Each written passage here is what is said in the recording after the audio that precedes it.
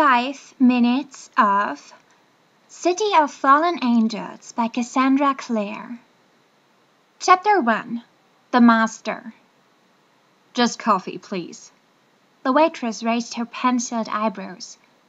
You don't want anything to eat? She asked. Her accent was thick, her attitude disappointed. Simon Lewis couldn't blame her. She'd probably been hoping for a better tip than the one she was going to get on a single cup of coffee, but it wasn't his fault vampires didn't eat. Sometimes in restaurants he ordered food anyway, just to preserve the appearance of normalcy, but late Tuesday night, when Vozelka was almost empty of other customers, it didn't seem worth the bother. Just the coffee. With a shrug, the waitress took its laminated menu and went to put his order in. Simon sat back against the hard plastic diner chair and looked around.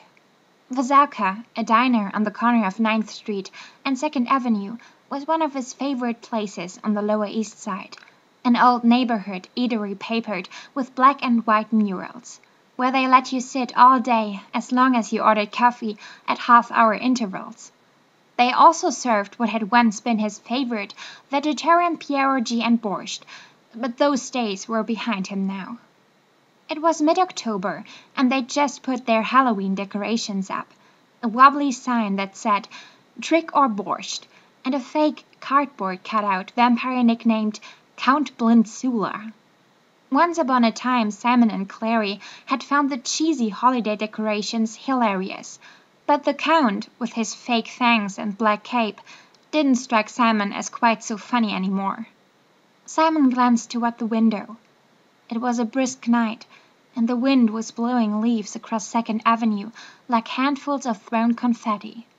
There was a girl walking down the street, a girl in a tight belted trench coat, with long black hair that flew in the wind.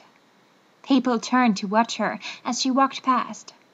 Simon had looked at girls like that before in the past, idly wondering where they were going, who they were meeting. Not guys like him, he knew that much. Except this one was.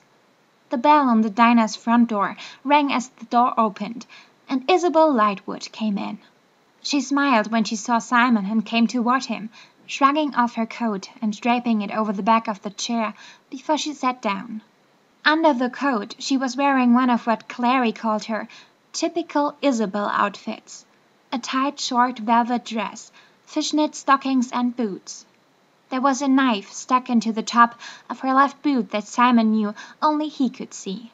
Still, everyone in the diner was watching as she sat down, flinging her hair back. Whatever she was wearing, Isabel drew attention like a fireworks display. Beautiful Isabel Lightwood. When Simon had met her, he'd assumed she'd have no time for a guy like him. He'd turned out to be mostly right. Isabel liked boys her parents disapproved of, and in her universe that meant downworlders, fairies, werewolves, and vamps. That they'd been dating regularly for the past month or two amazed him, even if their relationship was limited mostly to infrequent meetings, like this one. And even if he couldn't help but wonder if he'd never been changed into a vampire, if his whole life hadn't been altered in that moment, would they be dating at all? She tucked a lock of hair behind her ear, her smile brilliant. You look nice. Simon cast a glance at himself in the reflective surface of the diner window. Isabel's influence was clear in the changes in his appearance since they'd been dating. She'd forced him to ditch his hoodies in favor of leather jackets and his sneakers in favor of designer boots, which, incidentally, cost $300 a pair.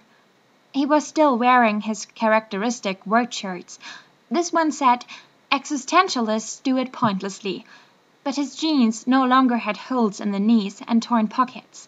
He'd also grown his hair long so that it fell in his eyes now, covering his forehead, but that was more necessity than Isabel. Clary made fun of him about his new look, but then Clary found everything about Simon's love life borderline hilarious. She couldn't believe he was dating Isabel in any serious way. Of course, she also didn't believe that he was also dating Maya Roberts, a friend of theirs who happened to be a werewolf, in an equally serious way, and she couldn't believe that Simon hadn't yet told either of them about the other.